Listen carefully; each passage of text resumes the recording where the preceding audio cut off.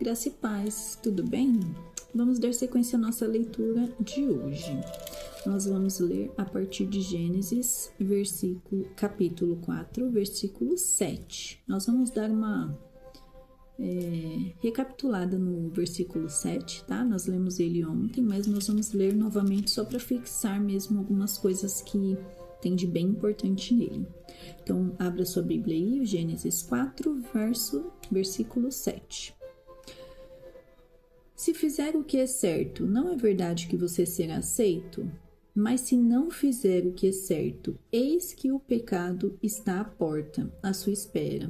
O desejo dele será contra você, mas é necessário que você o domine. Deus falou sobre o domínio, né, de uma forma aqui bem clara, né?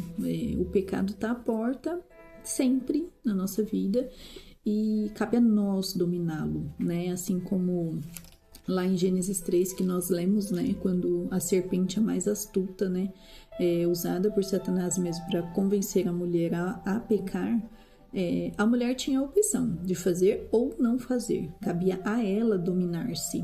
E eu queria refrisar assim só esse versículo com vocês hoje, né? Vamos dar sequência na leitura, mas vamos ler ele novamente, porque eu acho que é muito importante, né, falar um pouco sobre o domínio, né?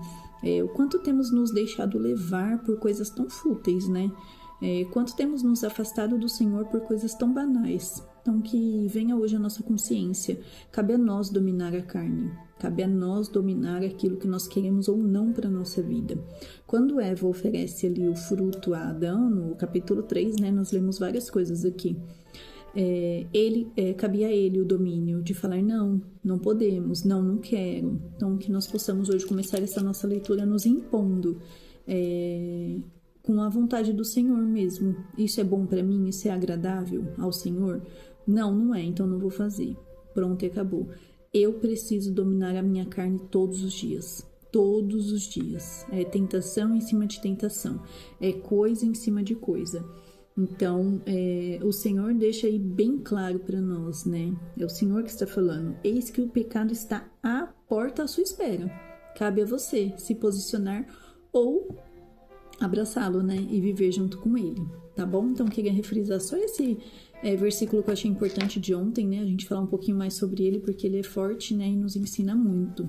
Então, nós vamos dar sequência aí ao primeiro homicídio da Bíblia, né? Que triste, mas nós vamos ver isso acontecendo aí no caminhar da coisa. Então, nós vamos começar aí no versículo 8. Nós já lemos o 7, né? Começamos no 7, vamos ler o 8. Caim disse a Abel, seu irmão, vamos ao campo. Estando eles no campo, Caim se levantou contra Abel, seu irmão, e o matou. A Bíblia não relata, não dá detalhes sobre como foi que aconteceu isso. Alguns estudiosos dizem que ele bateu uma pedra na cabeça dele, então aqui não está escrito, não tem como confirmar. A gente sabe algumas coisas que a gente estuda, que as pessoas estudaram, na verdade, né? O que eles falam, né? E quando Caim disse a Abel, vamos ao campo, dá uma ideia, assim, né, da serpente tentando seduzir a Eva, né, daquela ideia de persuasão mesmo, né, de tentar convencê-lo, né, e eles vão ao campo e ele o mata, né, e aí o Senhor vai falar com Caim, né, versículo 9, onde está Abel, seu irmão? E ele respondeu, não sei, por acaso sou o guardador do meu irmão? E mais uma vez nós temos aí uma resposta bem afrontosa de Caim, né, com Deus, né? Ontem ele responde assim asperamente e hoje novamente assim, né? Ele responde não, né? Ontem ele fica irado, na verdade, né? Ele fica furioso. E eu falei que era uma ousadia, né? E hoje ele responde para Deus, por acaso sou eu o guarda do meu irmão? Olha que absurdo, né? E mais uma vez o Senhor dá uma segunda oportunidade aí para Caim, né? Se redimir daquilo que ele havia feito, né? E ele simplesmente responde asperamente, assim, né? Contra o Senhor. E o Senhor disse, o que foi que você fez? A voz do sangue do seu irmão clama na terra a mim, clama da terra a mim, e agora você é maldito sobre a terra. Então aí Caim recebe a punição da serpente e de Adão, né? Ele é maldito como a serpente e sobre a terra, que Deus amaldiçoou a terra por causa de Adão, cuja boca se abriu para receber da sua mão o sangue do seu irmão. Quando você cultivar o solo, ele não lhe dará sua força. Você será fugitivo e errante pela terra. Então Caim disse ao Senhor: meu castigo é tão grande que não poderei suportá-lo. Eis que hoje me expulsas da face da terra e da tua presença terei de me esconder. Então, como se fosse Adão, saindo do jardim, saindo da terra que Deus havia dado para ele e sendo fugitivo longe da presença do Senhor, né? Serei fugitivo e errante pela terra. Quem se encontrar comigo me matará. Porque iriam saber, né? Ele matou o irmão. O Senhor, porém, lhe disse: não. E se alguém matar Caim, será vingado 7 vezes. Então, aí nós vemos um ato de misericórdia de Deus, assim como Deus fez com Adão e Eva, fazendo roupas para eles de pele. Lembra que eu falei? Ele pega um animal, mata esse animal para representar ali o sangue de Cristo, né? Só o sangue de Jesus anula o nosso pecado. E aí ele faz roupas de pele de animais para eles. Isso é um ato de misericórdia. Eu estou tirando vocês daqui, mas ainda assim eu os amo, né? Como se fosse mais ou menos isso. E aqui o Senhor tem um ato de misericórdia com Caim também. E o Senhor pôs um sinal em Caim, para que se alguém viesse a encontrá-lo, não o matasse. E Caim se retirou da presença do Senhor e habitou na terra de Nod, que significa andar pelo mundo, a leste do Éden. Então nós vamos ler até aqui hoje, até o versículo 16. E aí temos algumas lições aí para aprender, né, com esse erro tão gravíssimo assim, né, o primeiro homicídio que acontece na Bíblia, né. E aí, lá no versículo 7 ainda, um pouco antes, quando Deus conversa ali, né, fala sobre o pecado, que é a importância de dominar-se pelo pecado, né. A ira, né, o pecado, Deus falou em Gênesis 4:7, que é lá onde a gente leu, né, sobre o domínio. Nós podemos ter vontade de fazer certas coisas? Podemos. Nós devemos fazer tal coisa? Não. Então, assim, você pode ter vontade de matar alguém um dia específico? Pode. A vontade de matar você pode. Ir lá e matar você pode? Não, você não pode. Então, assim, o domínio cabe ao homem. A vontade, a raiva, a ira, a gente pode ter, porém cabe a nós nos controlarmos, né? A nós parar ali, orar a Deus, pedir para Deus repreender esses pensamentos ruins, enfim. E orar muito para que Deus cuide da nossa mente mesmo, né? Então, ficar irado, a gente pode. O que a gente não pode é fazer aquilo que a gente está pensando, né? Cometer o ato em si. Caim matou Abel porque ele não dominou o pecado, ele não dominou a ira que estava sobre ele não se controlou, ele ficou tão irado que Deus aceitou a oferta do irmão dele, que ele matou o irmão por conta disso. Olha só, os relatos que nós temos aqui são esses, né? Não fala sobre mais nenhuma outra coisa, só fala sobre isso. Então olha que triste, Deus aceita a oferta do irmão dele e ele fica irado com isso. Chega a ser absurdo, né?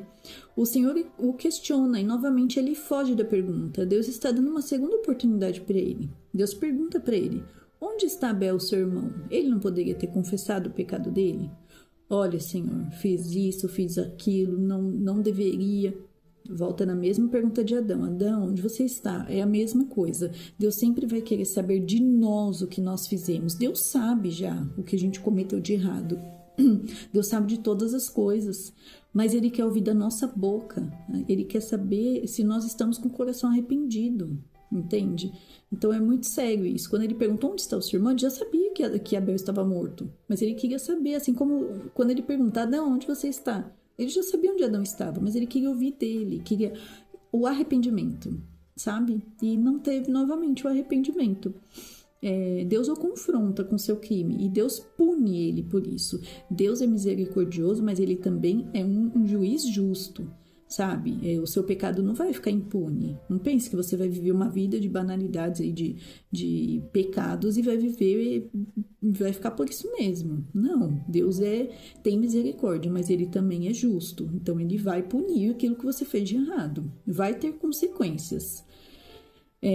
Como eu disse, né, Deus, em seu ato de misericórdia, assim como ele fez com Adão e Eva, colocando uma roupa neles, os cobrindo do pecado, porque só Deus pode fazer isso, só Deus pode nos punir, nos livrar do pecado. Ele faz com Caim também, colocando uma marca nele. Aqui não fala que marca é essa, mas Deus pôs uma marca nele, para que ele não fosse tocado, para que ninguém matasse ele. E Caim insistiu em fazer as coisas do jeito dele. É essa lição que fica para nós aqui hoje. Caim insiste em fazer as coisas do jeito dele. Ele se permitiu ser levado pela ira. Nós vamos ler aqui um texto que está em Efésios. Abre aí comigo. Efésios 4. Efésios 4, versículo 26. Nós vamos ler aqui. São algumas exortações aqui. Fiquem irados e não pequem. Não deixem que o sol se ponha sobre a ira de vocês, nem deem lugar ao diabo. Em algumas traduções está dizendo assim, não crie oportunidades para o diabo.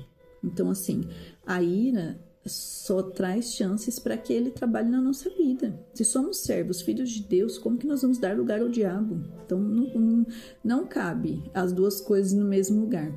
Então, fiquem irados, mas não pequem. O que quer dizer isso? Você pode sentir vontade de fazer tal coisa, você pode ter raiva, você pode sentir. Você não pode fazer. Sentiu? Pede perdão a Deus. Senhor, me livra desse mal. E não faça. Porque aí você vai estar cometendo um pecado. Sentir é normal. O que a gente não pode é ultrapassar e chegar a pecar.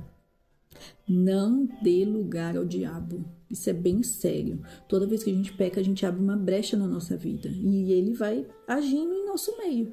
Nas coisas que a gente vai achando que é tudo normal, certo? E para fechar, nós vamos ler um texto que está em Hebreus, que fala sobre os heróis da fé. Lá no finalzinho da Bíblia, em Hebreus, para nós fecharmos esse entendimento aí sobre Caim e Abel. Vamos lá em Hebreus, onde fala sobre os exemplos de heróis da fé. Hebreus 11, versículo 4. Pela fé, Abel ofereceu a Deus um sacrifício mais excelente do que Caim, pelo qual obteve testemunho de ser justo, tendo a aprovação de Deus quanto às suas ofertas. Por meio da fé, mesmo depois de morto, ainda fala. Ou seja, mesmo depois que Caim o matou, ele continuou sendo um exemplo para nós. Um exemplo de homem que fez a coisa certa, fez aquilo que Deus se agradou. Então, que hoje nós possamos refletir sobre esse estudo que nós fizemos aqui hoje, vigiar na nossa ira, na nossa raiva, na nossa, naquilo que a gente sente, tomar muito cuidado com aquilo que a gente sente. Ireis, mas não pequeis. Então, tome cuidado com o pecado. Ele está à porta, lá em Gênesis 4, versículo 7, vai dizer: eis que o pecado está à porta à sua espera. O desejo dele será contra você, mas é necessário que você o domine. O pecado está à sua porta, mas quem domina ele é você. Que nós possamos vigiar nossas atitudes, que nós possamos ter cuidado, porque ele está à porta batendo. Cabe a nós, somente nós temos o poder para se posicionar. Não quero isso para minha vida. Não, quero isso para minha vida. Então, vai viver uma vida de pecado. Não, eu não quero isso para minha vida. Eu sigo conforme aquilo que Deus tem para mim. E quão é maravilhoso. Abel foi o primeiro herói da fé citado na Bíblia. Por quê? A trajetória dele aqui, o que nós lemos, né? É curta, né? O pouco que está escrito sobre ele. É pouco que está escrito sobre ele. Mas ele, na galeria dos heróis da fé, ele é o primeiro mencionado como um homem que agradou a Deus. Com a sua oferta, porque ele fez o seu melhor para Deus. Que possamos ter no nosso coração aí a vontade de entregar sempre o melhor ao Senhor. Com nossas atitudes, com nossos gestos, com os nossos sentimentos, que nós possamos vigiar aquilo que a gente sente e entregar o nosso melhor ao Senhor. Amém? E eu volto nesse versículo. Capítulo 4, versículo 7. Eis que o pecado está à porta à sua espera. O desejo será contra você, mas é necessário que você o domine. Caim não se dominou, que você tenha esse domínio. Vigie, toma cuidado, ore a Deus, saia de lugares, evite amizades, faça o que for necessário, mas se domine, tenha o domínio próprio, em nome de Jesus. Que possamos levar essa reflexão para o nosso dia e que venha ser um dia abençoado pelo Senhor. Deus abençoe e até o próximo.